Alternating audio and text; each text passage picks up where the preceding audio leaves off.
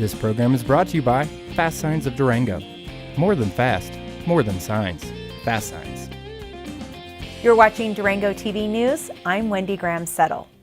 With snowpack in the San Juan Mountains standing at barely 11% of average, Southwest Colorado faces one of the most dangerous fire seasons since 2002, the year of the Missionary Ridge fire that burned more than 72,000 acres and destroyed 46 homes and cabins. News Director Deborah Uroda reports on what firefighters are doing to prepare for this year's abnormally dry fire season. If the hot, dry, windy weather continues through the next 3 months without measurable precipitation, the San Juan National Forest could be closed to users.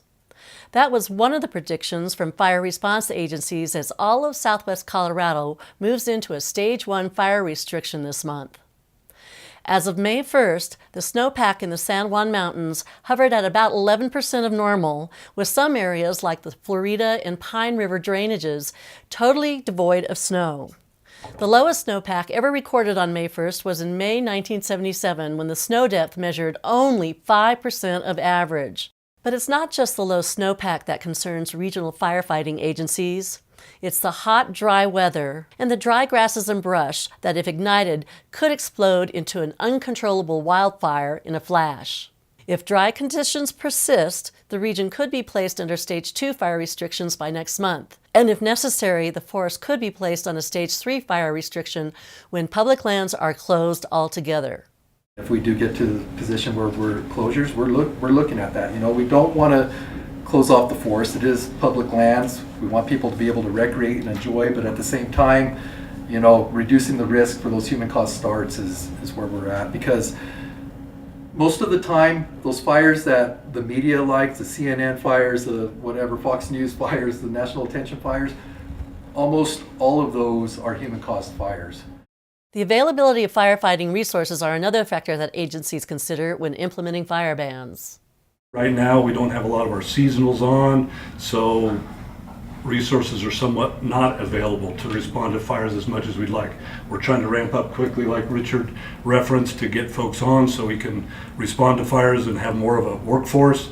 It also depends on national availability. If there's a lot of fires going on in some area and the resources aren't available for us here locally, that influences that trigger point. Current fire restrictions in southwest Colorado are at Stage 1. That means that fires, campfires, or stove fires are prohibited.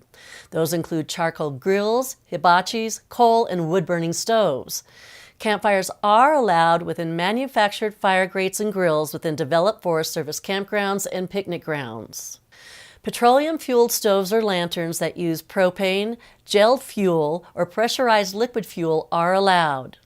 Smoking is prohibited outdoors. However, you can smoke cigarettes in your car or in an area at least 3 feet in diameter that's cleared of all flammable materials. Chainsaws must have spark arresters, and anyone using a chainsaw must carry a pressurized fire extinguisher and a round-pointed shovel at least 35 inches long.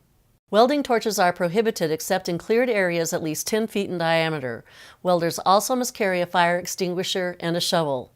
And finally, all explosives, including fireworks, tracer rounds, or exploding targets, are prohibited. According to predictions from the National Weather Service, the hot, dry conditions are expected to persist through July, with a normal to heavier monsoon season expected to start in August. Back to you, Wendy. For updates on fire restrictions and local fires, visit the San Juan National Forest website at fs.usda.gov and search for San Juan.